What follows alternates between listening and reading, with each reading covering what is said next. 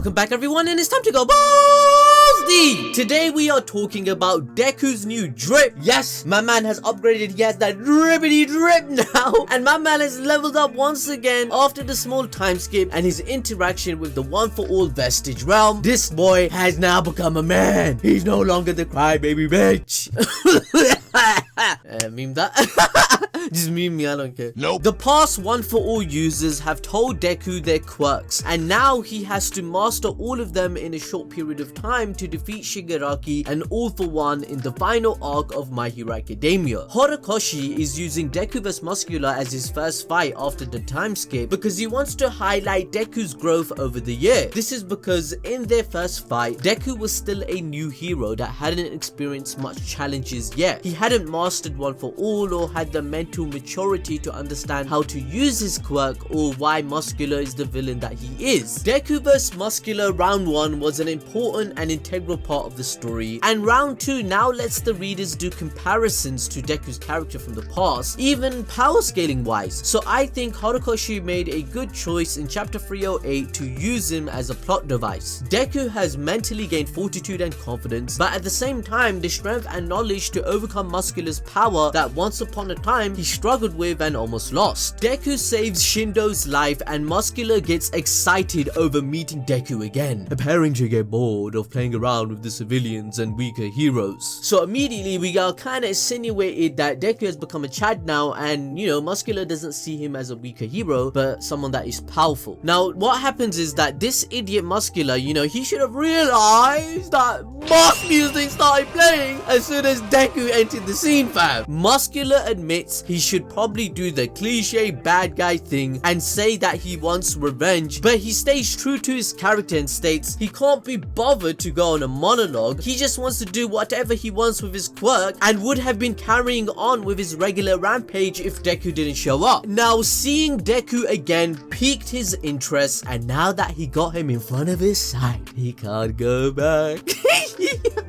Yo, that sounded kind of weird, but he's like, I'm too excited to see this 16-year-old once again. Police! Help! Muscular is ready for his rematch and he leaps straight for the building Deku is on instead of jumping straight at him. He immediately tossed it into the air with his insane strength. As the fight continued outside, the civilians in the building are in a state of confusion as to what's going on outside due to Deku's smoke blocking their view. Tatami rushes down the stairs and finds a figure covered in smoke carrying Shindo, unaware that it was Deku. Deku asks Tatami to take care of him and apologizes for the delay and all the collateral damage his fight is causing. Tatami bursts into tears holding on to Shindo, berating him for his stupid heroics. She tells him that you're not the main character, you stupid little bitch! Why did you try to be the hero?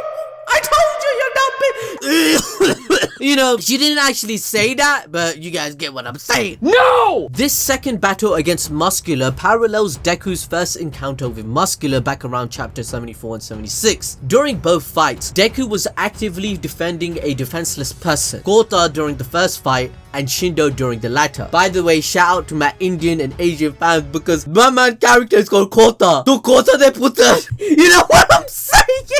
Bro, oh, shout out to the Indian fam. You know when we hear the word Kota, you know what the hell that means? It's a bad word, fam. Okay, before I can go any further, I have something really special to tell you. Right now, Crunchyroll are currently giving away a free 14-day free trial of Crunchyroll Premium to anyone that signs up at crunchyroll.com/animeballsdeep. Check the link in the description and pinned comment. Trust me, you won't regret it, fam. This doesn't cost you anything, and if you haven't checked out Crunchyroll since its significant updates, I'm telling you, fam, you are truly missing out because the new app is great. Crunchyroll has updated its app on mobile where you can download anime offline and everything is much more pleasant to use to give you a better experience. Signing up means no ads, no pop-ups, no fake subtitles, no bullshit that you get on other sites. Come on everyone, admit it, those pop-ups and captures on illegal sites do annoy you because I sure as heck don't miss them since I have Crunchyroll. It's even more more important that you have access to your favorite anime on multiple devices such as your mobile, PS4, tablet and PC in full HD. Crunchyroll has the episodes only up for an hour after they aired in Japan with English translations. A few anime that I recommend would be the big names such as Attack on Titan, Black Clover, Jujutsu Kaisen, and we cannot forget Demon Slayer Season 2 is coming out later this year, and you should binge Season 1 on Crunchyroll before its release. So sign up at crunchyroll.com/animeballsdeep with the link in the description and get your free trial.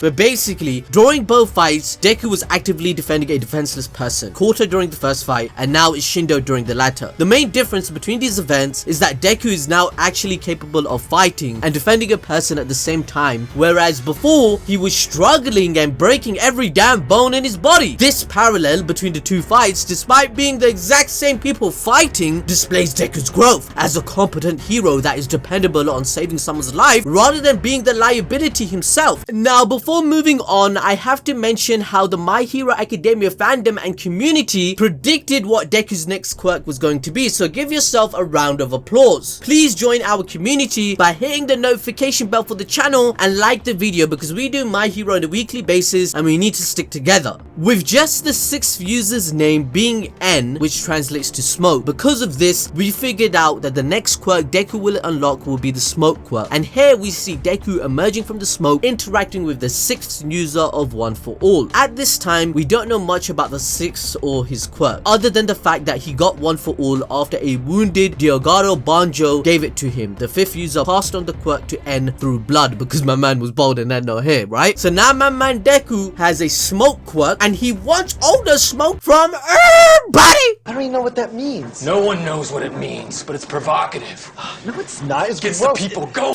We witnessed Deku's interaction with the 6th One for All user N. Unlike before, the vestiges are much stronger, enough to even guide Deku outside of the One for All realm. This began when Shigaraki's experiment had completed during the war, and the first One for All user started speaking to Deku then and there in real time, warning him of his brother and Shigaraki. This parallels All for One as well, when he was advising Shigaraki back in the war arc, as both quirks are analogous and connected to one another. We are planning to do a video explaining the entirety story of One for All and how it connects to All for One for this final arc so you can understand it better, so make sure to hit the notification bell. Anyway, the 6th One for All user N is able to communicate mentally to Deku, answering his question as to whether he overdone it with his smokescreen quirk. The 6th One for All user N lets Deku know that he has, and the smokescreen was enough to control the area, but by releasing too much smoke, he can lose his advantage against his opponent since it will make Deku lose his placement as well. Deku takes in all the instruction and it seems like he is training as he fights. The 6th user then gives Deku some solid advice, telling him that he is relying too much on One for All, which is ultimately causing him to make unavoidable accidents. This makes sense, as Deku his whole life was quirkless. He would see all these kids around him like Bakugo showing off their flashy quirks, and Deku idolized quirks more than your average person, right? So psychologically, he is more inclined to rely upon his quirks more than someone else. However, this same psychology can be seen as a strength because Deku lived his whole life not dependent upon quirks. He developed his big brain 5-head, the ability to analyze other quirks, since all he did was fanboy over them. This combines into the perfect recipe to be able to combine different quirks together and use them in a smart and strategic way. Another point which lends Deku's quirklessness as a strength is how he never developed the feeling of using a quirk like it's second nature to him, whereas for other people, quirks are just an extension of their body. If we combine Deku's analytical nature and deep observation skills, man's able to creatively mix and match and create quirk combos that aid him in battle. Take for example in his fight with Muscular, his first step was blinding Muscular's vision with his smoke screen whilst using his danger sense to navigate through the smoke and avoid danger, and then use his float to take Shindo to safety. Furthermore, the 6th user N reminds Deku that he needs to avoid making the same mistakes as the previous One for All users, and that he holds the biggest burden to bear given he is the latest generation and has the tragic destiny of having to face All for One. Remember from chapter 305, we learned that Deku possibly will be the last and final user of One for All quirk. Everything now depends on him. The 6th user N then finally gets to instructions, saying that Deku needs to relax his shoulders and not let his quirk control his body, rather his body controls the quirks. The 6th says, our collective quirk alone alone aren't enough to serve as your crutch, and that Deku is valuing the quirks a bit too much. Instead, what he should be doing is use the quirks as his tools, and that using these tools will get him in the right mindset. Now, I know we mentioned this time and time again, but Deku is very much like Spider-Man, for example. Even him getting guidance is similar to that of Madam Web. Along with his newfound quirks, from Black Whip to even Danger Sense, Deku, given the advice to use his quirks as tools, reinforces what makes him the hero he needs to be. It's not only the quirks, right, but it's also his intelligence, skills, and most importantly, determination and the will to save others, as this is what stops All For One from stealing One For All in the first place. Remember,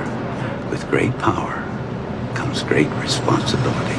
But coming back to the fight, Deku, taking in the advice, goes full on tactical, trying to remember how his first fight went with Muscular to formulate a perfect strategy. We see a brilliant synergy of all the quirks Deku has unlocked, because now he's a Chad. He first floats to the air to give him aerial control, where he then proceeds to smokescreen the area, reducing Muscular's vision so he can catch him off guard. And then using his Danger Sense, he's able to guarantee dodging any fatal attack. Finally, using his Black Whip, Deku restrains Muscular, moving away from the building in which he is destroying to a nearby canal. I don't even know what the fuck that is, whatever. At this point, Deku shows us his character development as he starts a conversation with Muscular. Deku asks for the location of Shigaraki and All For One, in which Muscular replies that he doesn't know and he doesn't care. And I don't even know why Deku asks this guy like, yo, okay, I'm gonna give you the answer, Deku. Your big PP energy too much. I'm gonna give you the... I'm joking. But anyway, Muscular isn't in direct line of command from them. He is just there to cause chaos. He then tells Deku to stop the pep talk and clash onto him like last time. However, Deku just continues on to find the deeper meaning behind Muscular's actions, which reinforces the change in ideology Deku went through in chapter 305 after understanding that Shigaraki came from a place of hurt. Deku realized that if he took the chance to entertain a dialogue with the villains, maybe things might have turned out differently. So Deku asks Muscular why he has the urge to go on rampages. Surprisingly, he actually responds back by saying to live life without regrets, where one regret would be not be able to fight Deku. To him, right and wrong are determined by one's ability to accomplish their intention. When he fought Waterhose, for example, he viewed it as a battle of wills between his intent to kill and Waterhose's intent to stop him. As he was victorious, he was right and Waterhose was wrong. This doesn't really seem like a reason anyone can truly understand. However, it's not really uncommon. Humans tend to do irrational actions based on impulsive desires. There might be an underlying reason for Muscular's action to chase the very things he would want to accomplish before he dies to avoid having a regretful life. However, these desires might never be understood by others. This is why Deku back in chapter 305 said maybe there is no other way besides killing, but Deku adds he still wants to save the little boy who Shigaraki once was. Deku knows there's a chance where he won't be able to save everyone, as Muscular shouts, "You can take your therapy talk and shove it. I don't want talk no jutsu, bitch." Muscular represents those who are too far gone, or at least the dialogue will only get you so far, right? Deku thinks back to chapter 305 and Shigaraki being a little boy along with Kota, who suffered at the hands of Muscular back in chapter 75. Deku, regardless of Muscular's nonsensical response to his desire for the thrill of battle, Deku still believes that the villains within the deepest crevices of their souls have a true reason and they themselves want to be saved, just like Shigaraki. The chapter then ends with Deku going all out and he reveals that the vibration attack Shindo used on Muscular had weakened the tendons in his muscle. Deku, with his analytical big brain, had already deduced that this was the case when Muscular didn't jump straight to him earlier, because Muscular had already felt his muscles unraveling themselves. He screams saying how he wanted a legitimate fight with power, but then Chad Deku, the new Deku that we're all gonna love, just punches through all the muscle fibers with ease, claiming that this is my power. This chapter pretty much highlights all of Deku's strengths, especially his quirks. Not only he showcases a good grip over Black Whip, Float, Smokescreen, and Danger Sense, Horikoshi highlights Deku's quirklessness supporting his growth, meaning that he was always the better choice to have One For All, and now he's ascended. He's like the strongest hero in My Hero Academia at the moment. He utilized all the tools available to him to overcome his villain, whom he struggled against with just one of the tools during the first round. Anyway guys, that's everything I wanted to say for the week. Make sure to like the video, make sure to follow us on social media, buy our merch, and I'll see you guys next time.